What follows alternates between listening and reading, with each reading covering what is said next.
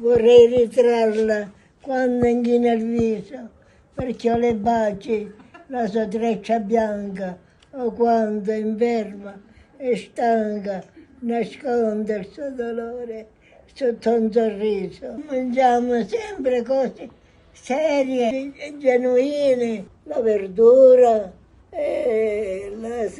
i pomodori, queste cose mangiamo noi, cose di campagna, cose semplici. San Giovanni Gemini sono le donne ad essere custodie, a tramandare quello che è questa fantomatica ricetta della lunga vita. Su circa 6 centenari presenti, 4 sono donne. Sicuramente ci sarà un segreto particolare che non possiamo ricondurre soltanto ad un fattore biologico del termine, serve veramente riduttivo. Io ci rivedo anche un fatto culturale, lo rimando al fatto che queste donne sono sicuramente custodi silenziose di tipicità del prodotto, di stagionalità, di selezione anche di lavoro della terra.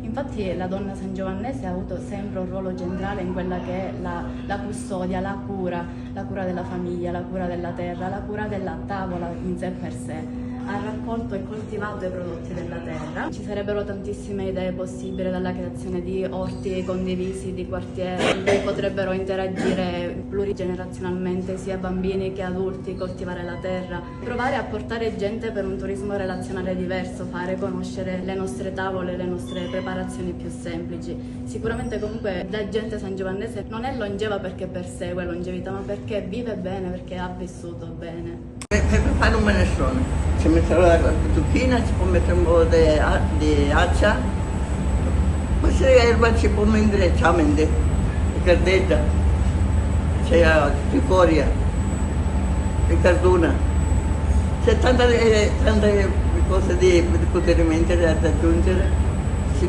le piglia e le taglia subito, hanno un sapore, se stanno 2 giorni hanno un sapore, se stanno 8 giorni si perde un sapore. Nei nostri paesi se ne fanno di tante maniere, importantissimo, perché la cosa fresca è sempre fresca. C'è tanta verdura qua, si possono fare tante cose, pasta con le tennerumi, con le melenzane, quelle di ora. L'importante è seguire i ritmi delle stagioni e poi si vedrà quello che ci capita. La longevità legata anche alla dieta mediterranea. All'interno della nostra comunità si è sviluppata molto la ristorazione, infatti contiamo circa 3.000 coperti e quindi invito quanti vogliono venire a scoprire i nostri luoghi a venirci a visitare e a gustare del buon cibo. Noi stiamo investendo molto sul turismo perché ultimamente molti turisti vogliono visitare zone immerse nella natura dove si trova la serenità e si può mangiare del buon cibo. Naturalmente tramandato dalle nostre donne l'arte della cucina semplice, dove escono fuori dei piatti speciali fatti da olio extravergine d'oliva, dagli ortaggi che vengono coltivati, dal buon formaggio, ricotta e prodotti insomma della nostra terra.